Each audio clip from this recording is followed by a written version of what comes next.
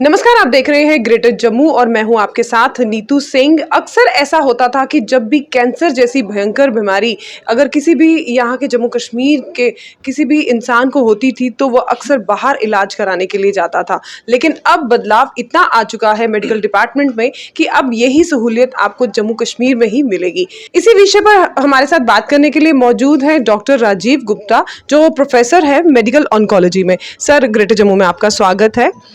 Sir, cancer एक बहुत भयंकर बीमारी है और जब भी कभी इसका नाम या जिक्र आता है तो हर कोई सोच में पड़ जाता है, हर कोई जो है इसको लेकर टेंस हो जाता है। लेकिन एडवांसमेंट इतनी आ चुकी है कि अब जो है कैंसर जैसी भयंकर बीमारी से डॉक्टर जो हैं भरपूर कोशिश करते हैं कि पेशेंट को उस बीमारी से लड़ा जाए और पेशेंट्स को रिकवर करके वापस भेजा जाए। आपका इसके बारे में क्या कहना है?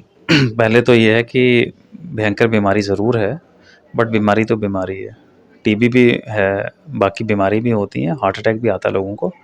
सो इसको एक बीमारी की तरह लेना चाहिए, इसको मिथ नहीं बनाना चाहिए। मेजॉरिटी लोगों का सबसे बड़ी प्रॉब्लम ये थी कि वो छुपाते थे इसको, और थोड़ी देर पहले चले जाओ तो उनको लगता था कि जैसे किसी भूत का साया आ गया है, कुछ कर दिया कराया है। तो ultimately it was a cancer. Cancer एक बीमारी है, इसको बीमारी की तरह हम लेंगे, इसका प्रॉपर स्टेजिंग इलाज कराएंगे तो ये ठीक भी होगी, और कैंसर क्योरेबल भी है। हमारा थीम था early stage cure. That means जितना जल्दी हम कैंसर को पकड़ सकें उतना जल्दी ये क्योर भी हो सकता है। और हालांकि हर कैंसर क्योरेबल नहीं है, बट मेजॉरिटी कैंसर्स क्योरेबल हैं। सो पहले कैंसर क्या है, पहले इसे समझ लीजिए कि हमारे बॉडी के सेल्स हैं, सेल्स से ही हमारी जिस्म बना हुआ है। तो कोई ऐसा सेल कि जो प्रॉपर काम नहीं कर पा रहा, तो वो अल्टीमेटली अपना नाम काम करके हमारे जिस्म को ही खाना शुरू कर दे या उसी को डिस्ट्रॉय करना शुरू कर दे, तो वो कैंसर है।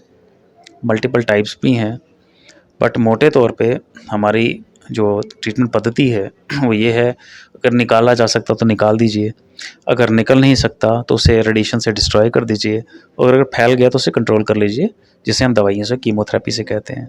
सो ये ट्रीटमेंट प्लान है। सबसे बड़ी बात है कि एडवांसमेंट भी हुई है, और एडवांसमेंट से, और ये आपके सामने है स्टेट कैंसर इंस्टीट्यूट, और ये एक समझिए कि सरकार की तरफ से तोहफ़ा है जे.एंड.के के लोगों के लिए, एडजॉइनिंग स्टेट्स के लिए भी है, कि जो भी चाहे तो इलाज करा ले। और आयुष्मान भारत भी इसमें है, आके गोल्ड कार्ड से फ्री भी इलाज करा लीजिए अब अपना। सो हम कोशिश करते हैं कि जो बेस्ट पॉसिबल इलाज हम दे सकें लोगों को, और लोगों को खुद आगे आना चाहिए इसके लिए। सर, जैसे कि आपने कहा कि कैंसर क्योरेबल भी है अगर एडवांस स्टेज में इसके बारे में पता चल जाए। कई बार ऐसा होता है कि बिल्कुल लास्ट स्टेज पे आके पता चलता है डॉक्टर्स को भी या पेशेंट को कि ये बिल्कुल लास्ट स्टेज है और अब ये क्योरेबल नहीं है। ऐसी स्टेजेस में क्या कोई चांसेस होते हैं रिकवर करने के पेशेंट के? मैंने आपको बताया ना, अर्ली स्टेज क्योरेबल। लेकिन अनफॉर्चुनेट हमारे लिए ये रहा है कि इंडिया में मेजॉरिटी जो 75 से 80% जो केसेस आ रहे हैं वो एडवांस स्टेज में आते हैं हमारे पास।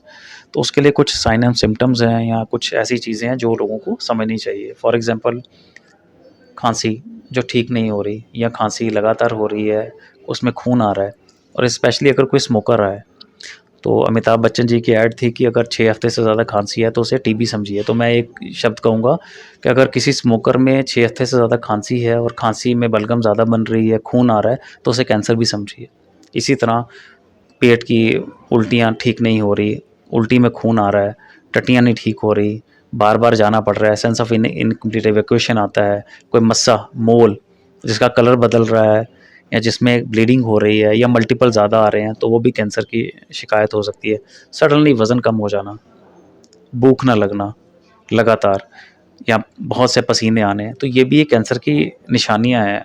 हर चीज़ ऐसी नहीं है, ये कुछ ऐसी निशानियां कॉमन बीमारियों को भी रिप्रेजेंट कर सकती हैं।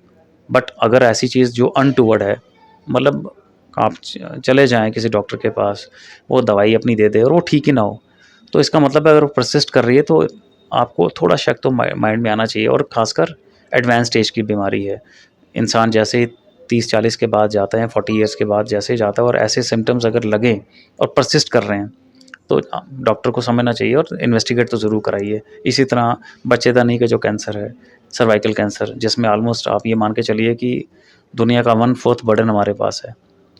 अगर मतलब ब्लीडिंग हो रही है, ब्लीडिंग बंद होने के बाद दोबारा शुरू हो गई है। ब्रेस्ट कैंसर में अगर गांठ है, या आपके आर्म पिट्स में कोई गांठ आ जाती है, तो ये भी फीमेल्स को ध्यान नहाते धोते एक बार देख लें, कि अगर कोई ऐसी गिल्टी हैगी या ऐसी कोई गांठ हैगी जिहड़ी ठीक नहीं होंदी पई ते उहनूं चैक ते करा लैण। तुहाडे नियर मतलब फुटस्टैप ते फैसिलिटीज़ न। अगर कोई फीमेल गाँव में है तो प्राइमरी हेल्थ सेंटर उसके पास है, अगर किसी डिस्ट्रिक्ट में है तो डिस्ट्रिक्ट हॉस्पिटल हैं, या इवन मेडिकल कॉलेजेस पेरिफेरी में खुले हैं। और अगर जम्मू प्रोविंस में है, जम्मू में है पेशेंट, तो एटलीस्ट स्टेट कैंसर इंस्टीट्यूट में आ जाए, मेडिकल कॉलेज में आ जाए, डॉक्टर के संपर्क में आइए। डॉक्टर कोशिश करेगा इन्वेस्टिगेट करके, अगर कैंसर स्टेज अर्ली स्टेज का है तो उसे जल्दी से जल्दी हम इलाज कर सकें उसका। सर अगर अगर हम बात करें तो अब देखा जाए तो आज के टाइम में जो है कैंसर के केसेस ज़्यादा देखने को नज़र आते हैं। हर 10 में से दो जो है 2 लोग वो ग्रस्त है कैंसर से, चाहे वो ब्रेस्ट कैंसर है फीमेल्स की अगर हम बात करें, चाहे वो माउथ कैंसर है। इस तरह की ये क्या लाइफस्टाइल के चेंजेस के कारण है, या जिस तरह का आजकल का माहौल है या जिस तरह का लाइफस्टाइल हमारा बन चुका है उसको भी आप एक कारण मानते हैं? आपने ठीक कहा, कैंसर एक लाइफस्टाइल डिजीज़ है। फर्स्ट ऑफ ऑल इंडिया में जो कैंसर का लाइफ टाइम रिस्क है 1 in 13 या 1 in 14 है। मतलब अगर मैं 10 या 15 लोगों को लाइन में अगर खड़ा कर दूँ रैंडमली, तो ये मान के चलिए कि उनमें से हर 13वें बंदे को रिस्क है। रिस्क होने का मतलब नहीं हर 13वें को कैंसर हो जाएगा। हमारा इंडिया का लाइफस्टाइल या हमारी डाइट, हमारा वायुमंडल या हमारा खान पान ऐसा है कि ये कैलकुलेटेड रिस्क है इंडिया में। दूसरी बात ये है कि with the passage of time infectious disease ने बैक सीट ले ली है, और हमारी lifestyle disease like heart attack, stroke, cancer, accidents, इन्होंने ये फोरफ्रंट में आ गए हैं। तो कैंसर दुनिया का 3rd लार्जेस्ट किलर है, इंडिया का 5th लार्जेस्ट किलर है। तो इसका मतलब है कि ये एग्जिस्ट करता है, हम इसे जुठला नहीं सकते, हम इसे निगेट नहीं कर सकते। तो हमें लड़ना ही पड़ेगा इससे। बीमारी है, बीमारी से लड़ के ही आप उससे विजय पा सकते हैं। सर अब जम्मू में भी जो है स्टेट कैंसर इंस्टीट्यूट यहाँ पर बन चुका है। क्या-क्या फैसिलिटीज़ हैं जो यहाँ पर मुहैया करवाई जा रही है? क्योंकि एक समय था जब जो पेशेंट्स थे वो अगर कुछ इस तरह की लाइलाज बीमारी होती तो उसके लिए चंडीगढ़ या दिल्ली जैसी जो स्टेट्स हैं वहाँ पर जाने की बात किया करते थे। अब यहाँ पर भी इंस्टीट्यूट खुल चुका है कैंसर इंस्टीट्यूट, तो इसके लिए यहाँ पर जो पेशेंट्स आते हैं उनके लिए क्या-क्या सुविधाएँ हैं? पहले तो ये मैं शुक्रिया अदा करूँगा एडमिनिस्ट्रेटिव सेक्रेटरी साहब का, principal medical college doctor Ashutosh का, कि जिनकी एफर्ट्स से ये स्टेट कैंसर इंस्टीट्यूट ने रे ऑफ लाइट देखी। और लास्ट ये जो हमने 4 फरवरी को वर्ल्ड कैंसर डे मनाया था, तो हमने अपनी ओपीडी स्टार्ट की थी यहाँ पे। ये इंस्टीट्यूट कैंसर से रिलेटेड हर डायग्नोस्टिक, इन्वेस्टिगेटिव और ट्रीटमेंट फैसिलिटी को एक छत के नीचे ला रहा है। पहले तो मैं आऊँगा डिपार्टमेंट्स पे। तो एग्जिस्टिंग ओपीडीज़ 5 डिपार्टमेंट्स की चल रही है। रेडिएशन ऑन्कोलॉजी मतलब रेडियोथेरेपी के डॉक्टर्स जो किरणें से इलाज करते हैं, मेडिकल ऑन्कोलॉजी जिनका काम है कीमोथेरेपी से इलाज करना, सर्जिकल ऑन्कोलॉजी जिन्होंने सर्जरीज करनी है, प्रिवेंटिव ऑन्कोलॉजी का मतलब है कि जिसमें वैक्सीनेशन हम देख रहे हैं, और इंसिडेंटली ह्यूमन पेपिलोमा वायरस की वैक्सीन भी हम एक पायलट स्टडी में फ्री ऑफ कॉस्ट दे रहे हैं जो सब्जेक्ट्स को। तो वो भी आप इन्हीं के आप ये माध्यम से वो भी बता रहा हूँ कि अगर घर में बच्चियाँ हैं 9 से 26 साल के बीच में, अगर फीमेल्स भी हैं तो वो आके एक बार चाहें तो अपने आप को यहाँ पे वैक्सीनेट करवा सकती हैं। इसी तरह हम इंडोर स्टार्ट कर चुके हैं, डे केयर चल रहा है जिसमें हम कीमोथेरेपीज़ देते हैं। सो ओपीडीज़, डे केयर एग्जिस्टिंग है ऑलरेडी, इंडोर की तैयारी चल रही है। और मोस्ट प्रॉब्ली 2 या 3 हफ्ते में हम उसे इनॉग्रेट करके यहाँ पे इंडोर फैसिलिटी भी स्टार्ट कर देंगे। थिएटर्स रेडी हो रहे हैं, पेट सीटी स्कैन की मशीन आ चुकी है, इंस्टॉल हो जाएगी। और लीनियर एक्सीलेटर जो मशीन होती है जिससे हम किरणें लगाते हैं, लोगों को रेडियोथेरेपी देते हैं, उसका भी ऑर्डर जा चुका है और होपफुली उसका बंकर रेडी है और वो भी आ जाएगी। सो आप ये मान के चलिए कि अगले मोस्ट प्रॉब्ली 6 महीने या 1 साल के अंदर अंदर ये आपको एक फंक्शनल ऑटोनोमस इंस्टीट्यूट की तरह बिहेव करता हुआ नज़र आएगा। वही सब फैसिलिटीज़ जो आप एम्स दिल्ली में या पीजीआई चंडीगढ़ में देखते हैं या किसी कॉर्पोरेट में देखते हैं, आपको एक छत के नीचे यहाँ मिलेंगी। और सबसे इम्पॉर्टेंट बात है, ये फैसिलिटी हर इंसान के लिए है, फ्री ऑफ कॉस्ट है, because most probably Jammu Kashmir के जितने भी डोमिसाइल हैं सबके सब जो हैं आधार ये जो लिंक्ड हैं इस आयुष्मान भारत कार्ड के साथ। तो एनीबडी कैन वॉक इन, यहाँ पे कोई भी आए। इनफैक्ट जो लोग बाहर भी जाते हैं, दिल्ली, मुंबई, चंडीगढ़ में इलाज कराने, वो भी एक बार हमारे पास ज़रूर आएँ। अगर वो वहाँ पे इलाज कराने में असमर्थ हैं या उनको लगता है कि उनकी फाइनेंशियल कैपेसिटी ख़त्म हो चुकी है, तो हम बाकी का ट्रीटमेंट यहाँ कंटिन्यू करेंगे ताकि उनका उन डॉक्टर्स पे भी यकीन बना रहे और हम उन्हीं के प्लान्स के साथ आगे ट्रीटमेंट कंटिन्यू कर देंगे, सो दैट मरीज़ ठीक होना चाहिए। हमारा बेसिक एम ये है। सर आखिरी में आपसे सवाल जानना चाहूँगी कि जिस तरह से जब भी कोई कैंसर पेशेंट आपके पास आता है, कीमोथेरेपी या रेडिएशन से जो है ऐसी कैंसर को बिल्कुल ख़त्म कर दिया जाता है, लेकिन उसके बाद भी जो है कहीं न कहीं थोड़ी बहुत डेवलपमेंट दोबारा से हो जाती है कैंसर की। ऐसे में पेशेंट्स घबरा भी जाता है, तो उनके लिए आप क्या मैसेज देंगे हमारे? फर्स्ट ऑफ ऑल, जो कैंसर रिकरेंस है ये नॉन फिनोमिनन है। फॉर एग्जांपल कोई पेशेंट हमने स्टेज 1 में ब्रेस्ट कैंसर में एग्जांपल देके समझाऊंगा ताकि समझ आ जाए पब्लिक को। स्तन का कैंसर अगर किसी को फीमेल को हुआ है, स्टेज 1 में था, स्टेज 1 में हमने उसकी सर्जरी की, उसको कीमो दी, उसको हार्मोन पर डाल दिया, और हम ऐसे लोगों पे 20 साल का सर्वाइवल भी एक्सपेक्ट कर सकते हैं।